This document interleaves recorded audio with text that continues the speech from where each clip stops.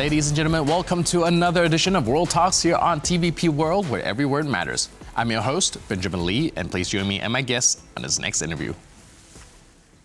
Ukrainian President Volodymyr Zelenskyy has hinted at a potential shift in strategy, suggesting that some occupied territories could be temporarily negotiated away to secure NATO membership. Now, this comes amid Russia's grinding offensive, Western support uncertainties, and ongoing EU pledges of aid. Joining us today on TVP World to unpack these developments and their implications is Rostislav Kotin, a senior editor at the Ukrainian service of Radio Free Europe, Radio Liberty. Hello, sir, and welcome to TVP World. Hello, Benjamin. So we're looking at Zelenskyy's diplomatic strategy going forward, and well, to be honest, we have been receiving somewhat mixed messages. But first of all, I would like to draw attention to one of the most recent announcements, where Ukraine is saying that they would reject security guarantees as an alternative to NATO membership, saying that perhaps NATO membership is the only security guarantee that they feel safe going forward. Now, this is perhaps coming a little bit of contrast with the Americans, where Keith Kellogg has been saying that perhaps NATO should be ruled out in pursuit of some other form of security guarantee. Do you think that there's a point where the two can see eye to eye, or is this just a negotiation phase of the diplomatic efforts? They do not see eye to eye the issue of NATO membership. The incoming American administration, they clearly don't see Ukraine as a NATO member, at least in the next 10 or even up to 20 years. The 20-year term was mentioned in so-called peace plans, which are coming from the Trump team.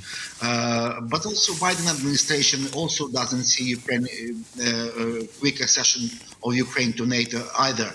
So there is now the United States of America is probably the most skeptical member of the NATO alliance in terms of positive decision on Ukraine's membership in NATO. But Ukrainians do want security guarantees as a temporary measure, but in the longer prospect, in the long term, Ukraine see itself as a full-fledged NATO member. And today actually is the 30th anniversary of so-called Budapest memorandum, when Ukraine exchanged the third largest nuclear arsenal inherited from the Soviet Union for security assurances, which were being sent to being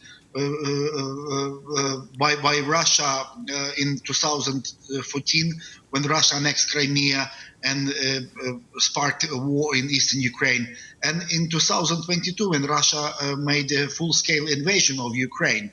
So Ukrainian Foreign Ministry today issued a statement saying that Ukraine would agree no less security guarantee as NATO membership, nothing less than NATO membership in the future. It's understandable that it won't come very soon, but there was a hope in Ukraine that at least invitation to NATO could be issued, not full-fledged membership now, immediately, but at least invitation, which will clear the path towards NATO membership in the future. Right, you made a very good point when it comes to the Budapest memorandum. We have observed time and again that, well, Putin pretty much treats security guarantees the same way that I treat my New Year resolutions. But with that in mind, I think it's very hard to not understand why Ukraine feels the necessity to be a part of the NATO. But do you think that this might, running in contrast in the U.S.'s terms and condition, might perhaps push the United States to side in a more Russian-friendly or a deal that's more beneficial to Russians if they feel like there's no room to negotiate with Ukraine? You know, there is two different visions about Ukraine's NATO membership in the West, in America, and in Ukraine. For Americans, probably, even for Biden team and also for Trump team, of course, NATO membership is a kind of thing to negotiate. It's up for kind of to discuss in the future talks between Ukraine and Russia, and with Western participation and American involvement under American umbrella. Let's put it like that. So they think it's kind of up to negotiate, and Ukraine could go into NATO, could not go into NATO. It's up to negotiate. It's kind of part of the future peace deal with Russia, between Ukraine and Russia. For Ukraine, it's a matter of survival. Ukraine doesn't feel secure and will not feel secure without NATO membership in the future. For Ukraine, it's also it's part of this kind of vision of fair and lasting peace. Ukrainians think that peace won't be lasting and won't be fair, just peace without NATO membership, without proper security guarantees. And these proper security guarantees only can be given by NATO membership and with Ukraine accession to NATO. We'll see how it will go, these two visions, how will they coincide or not coincide. But, the optimistic sign is that the new NATO Secretary General Mark Rutte visited Ukraine on his third day in the office. It was his first foreign visit as new NATO Secretary General earlier this year. And also he said that Ukraine will become a NATO member, 33rd or 34th NATO member. We'll see. What we know for sure that if Ukraine to become NATO member, it will go Finnish and Swedish way, without too many preconditions, without too many doors to be opened. It will be straight forward path to NATO, as Finland and Sweden joined in last year and a half. Right. I'm looking at a lot of Zelensky's statement recently when it comes to negotiation, when it comes to security guarantees, NATO taking back land through diplomatic means, and I'm trying to piece things together. So if you can help me understand if I'm reading too much into it. The way I see it, where Zelensky has recently mentioned diplomatic solutions for retaking occupied territories, but there's also statement in terms of perhaps giving up some territory in exchange for a NATO membership. So the way I put it together is perhaps the negotiation tactic going forward with the United States is either we get all our land back or we get NATO membership. Is that correct, or am I reading into a 2 + 2 = 4.5 situation?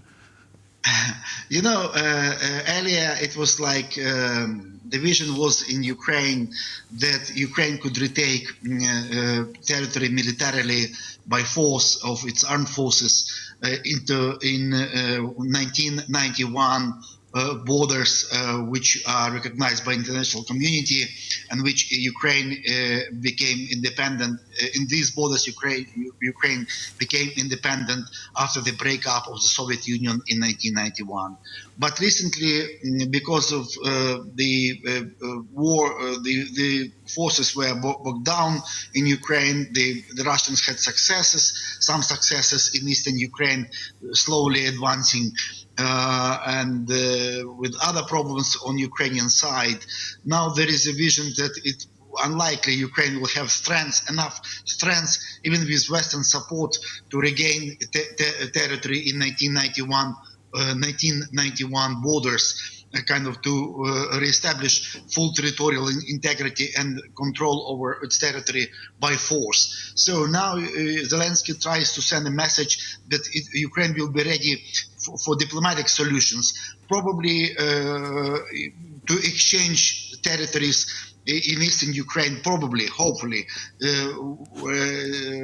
for territories which Ukraine controls in Kursk region of Russian Federation, because Ukrainians kind of humiliated Putin while invading, making incursion into Kursk region of Russian Federation. So there might be some kind of diplomatic exchange and during peace talks, but it's also clearly that Ukraine unlikely to liberate Crimea by force. Probably it will need diplomatic solutions for Crimea. It's a special case because it's for Putin. Crimea is a showcase of his so-called successful or in fact disastrous presidency, because except for Crimea he has nothing to show to the Russian public, to the Russian people. So Crimea probably will be negotiated. The fate of Crimea or return of Crimea to Ukrainian control will be negotiated diplomatically after Putin leaves Kremlin. Right, so we'll have to see how that develops. In the meantime, thank you so much for breaking all of this down for us. Really appreciate it. Thanks for being with us on TVP World. Thank you. Cheers.